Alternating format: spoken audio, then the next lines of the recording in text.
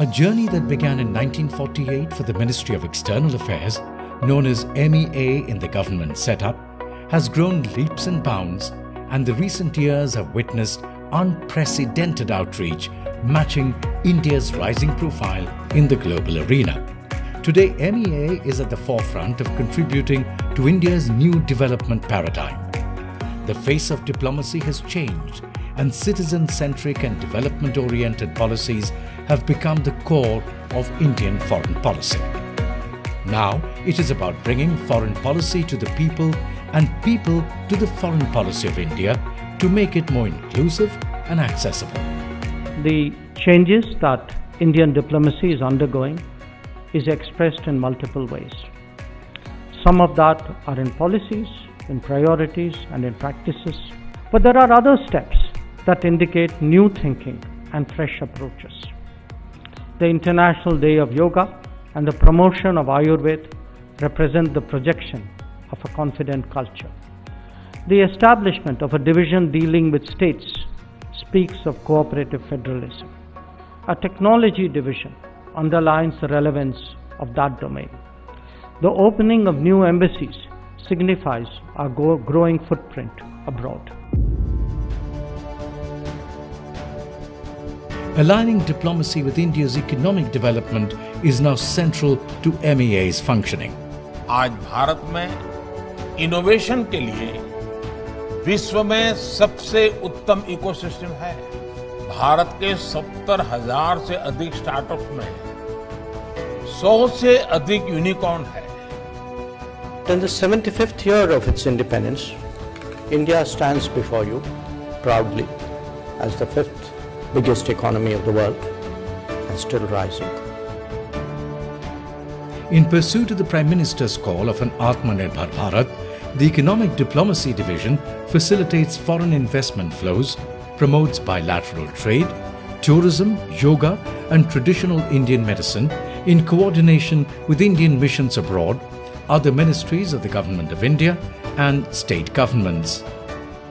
State governments have a lot to bring to the table of international diplomacy and help make it work to solve local problems. The commercial officers in the Indian missions and posts assist the micro, small and medium enterprises to enter into new markets by working closely with the export promotion councils and trade and industry associations in India. Such is the success of this endeavour that in the last 5 years, India has jumped 79 positions in World Bank ranking of ease of doing business and now ranks 63rd. Commitment of substantial FDI has been made by partner countries. Several Fortune 500 companies have set up their businesses in India. This is the direct result of India's unprecedented diplomatic outreach and economic reforms.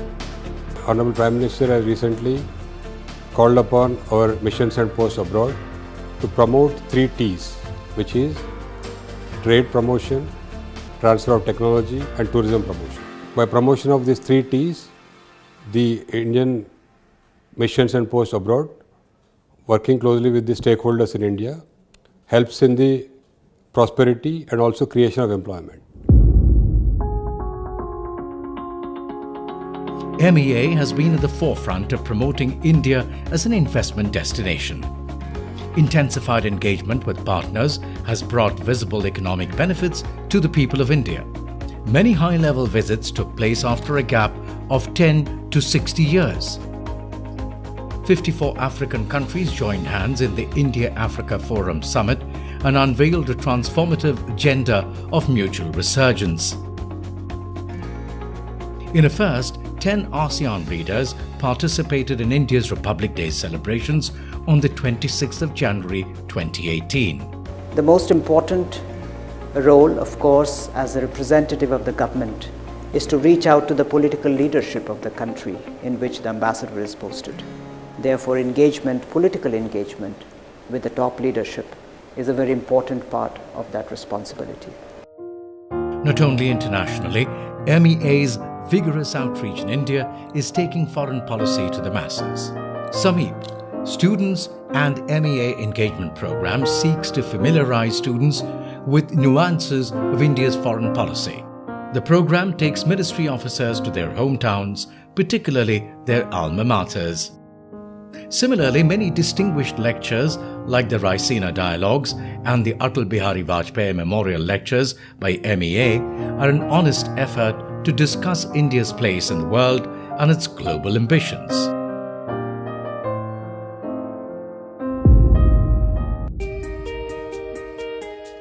The objective of a vibrant foreign policy is to keep our borders secure and forge partnerships with like-minded countries to ensure that we achieve a stable environment for the country's development. हम उस देश के वासी हैं जिसने दुनिया को युद्ध नहीं बुद्ध दिए हैं. India has been a leading voice against terrorism, piracy, drug trafficking, human trafficking and fake currency.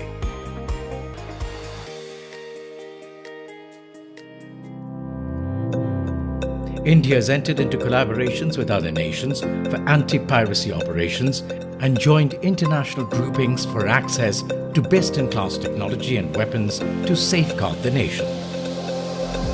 These relationships are further strengthened by joint military exercises. For peacekeeping, India has contributed nearly 195,000 troops, the largest number from any country, participated in more than 49 missions, and 168 Indian peacekeepers have made the supreme sacrifice while serving in UN missions.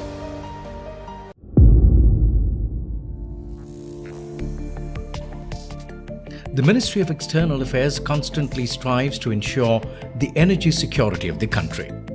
Diplomatic efforts have enabled India to procure an uninterrupted and affordable flow of oil and natural gas from major Gulf countries. Past few years have witnessed India's extensive collaboration with energy-rich countries for developing alternate sources of energy. As part of our commitment to clean energy, India, together with France, proposed the International Solar Alliance for all countries between the tropics. Mr. Prime Minister, you made a dream, and we did it. With the United States signing the agreement on 10 November 2021 on the sidelines of COP26 in Glasgow, 112 countries have now signed the framework agreement of the ISA. LIFE यानी lifestyle for environment. आज जरूरत है कि हम सभी लोग एक साथ आकर कलेक्टिव पार्टिसिपेशन के साथ लाइफस्टाइल फॉर एनवायरमेंट यानी लाइफ को एक अभियान की तरह आगे बढ़ाएं. With Nepal, Bhutan and Bangladesh, India has developed hydropower projects so that excess power can be supplied to India's northeastern states. As far as hydroelectric power cooperation is concerned, I think there too India has played a big role. In fact, during the Prime Minister's visit, we will be launching a stamp marking 50 years of hydropower cooperation between India and Bhutan, beginning from Chukka, Tala, Kurichu and now Mangdechu, and going forward, looking forward to the Sankosh hydroelectric power project.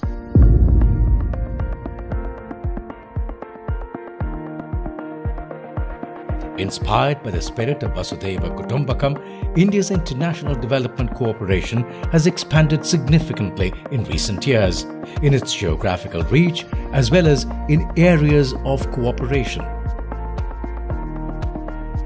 This development cooperation channelized through lines of credit and grants includes assistance in capacity building, training and enhanced cooperation in education and health.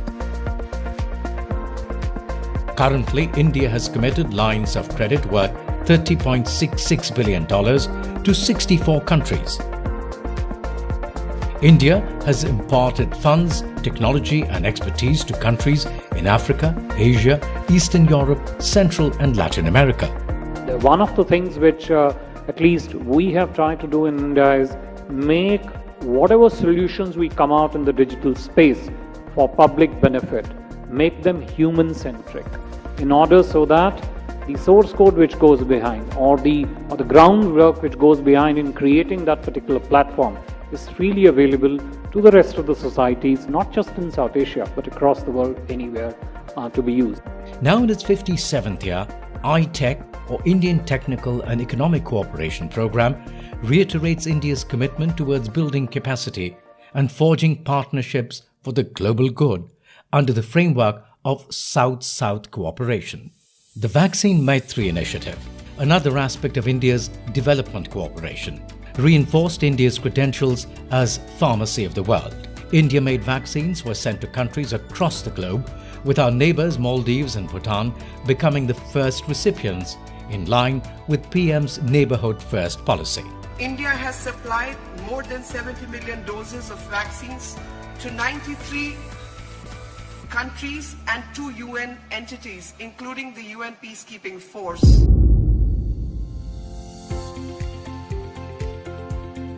PM Modi has inspired a number of soft power initiatives to further bolster India's image internationally.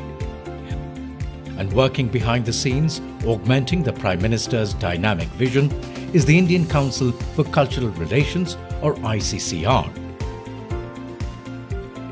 International Day of Yoga, more than 170 countries co-sponsoring the resolution, and now this is being done as a movement in all the countries, all the capital, all over the world. To mark 75 years of India's journey, ICCR, in coordination with missions and posts abroad, is celebrating Azadi Ka Amrit Mahotsav, showcasing India's glorious history, culture and achievements. Instead of now just only focusing on the traditional sense of art, and which was basically performing art and music and dance, etc., now we are moving ICCR into new areas. For example, we have craft, we have Indian cinema, we have cuisine. Working in collaboration with its 37 Indian Central Centres, ICCs abroad, and 18 regional centres, MEA is the nucleus not only for attracting cultural talent in different parts of the world, but also spearheading the various cultural events and initiatives in multiple countries throughout the year.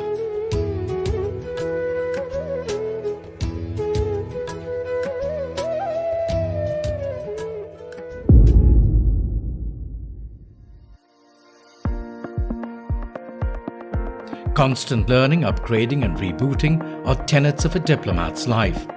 And the Sushma Swaraj Institute of Foreign Service plays a very crucial role in being an epicenter of growth and skill development throughout their career. We train Indian diplomats at different levels.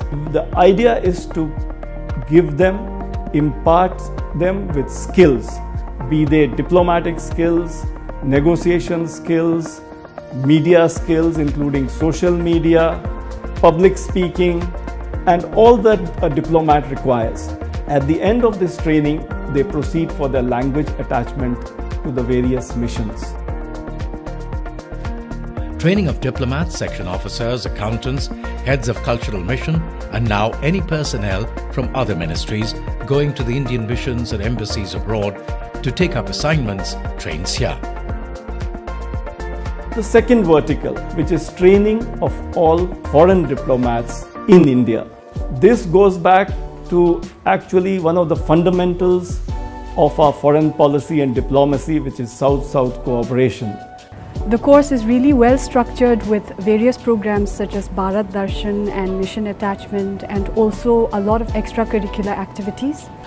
I must say that the program and its content brings to the fore new ideas and, in fact, new ideologies and perceptions about India.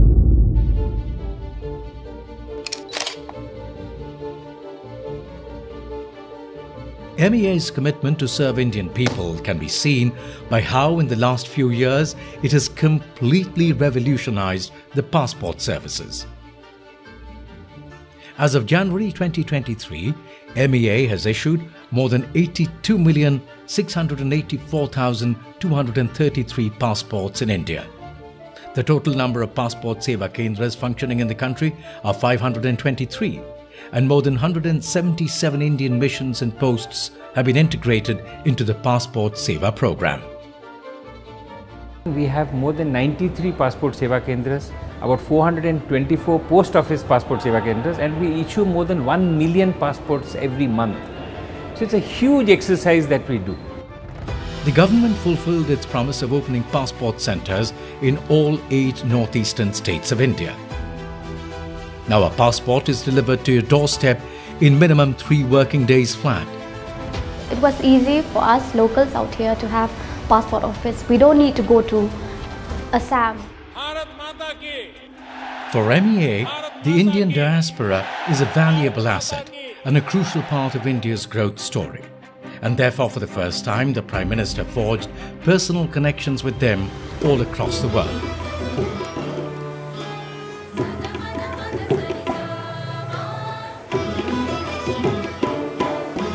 The Pravasi Bharatiya Divas, organised by MEA, further strengthens the engagement of the overseas Indian community and reconnects them with their roots. In the, I would say, memorable words of the Prime Minister at a legendary diaspora event, he said that "Hamara to khoon ka rishta hai, passport ka nahi." And that one phrase, I think, captures the entire complexity of a relationship that we have today with 34 million people of Indian origin and non-resident Indians abroad. In the last 5 years, nearly 250,000 Indians were rescued from different parts of the world. This is the power of the Indian passport. All Indian missions across the world are sensitized to work 24/7 to serve Indians. On Twitter, through mail, WhatsApp or phone calls, the Madad app, whatever the medium, problem solving is in MEA's DNA. Social media से किसी एक department की ताकत कैसे बढ़ती है, वो अगर उत्तम से उत्तम किसी ने करके दिखाया है, तो हमारे विदेश मंत्रालय ने. Under Operation Dost, India sent search and rescue teams, 3 teams of the National Disaster Response Force, NDRF, a field hospital, materials, medicines and equipment to earthquake-hit Turkey and Syria. Led by the MEA, the Operation Ganga initiative brought back 18,278 Indians stranded in Ukraine. I'm speaking to you from Ukraine. The Embassy of India in Kyiv continues to operate round the clock. MEA set up 24/7 control centres to assist in the evacuation of Indians through the border crossing points with Hungary, Poland, Romania, Moldova and Slovak Republic. We will continue to run this till we get the last person out. Under Operation Dev Shakti, a total of 669 people were evacuated from Afghanistan. This included 448 Indians and 206 Afghans, with members of Afghan Hindu and Sikh minority communities.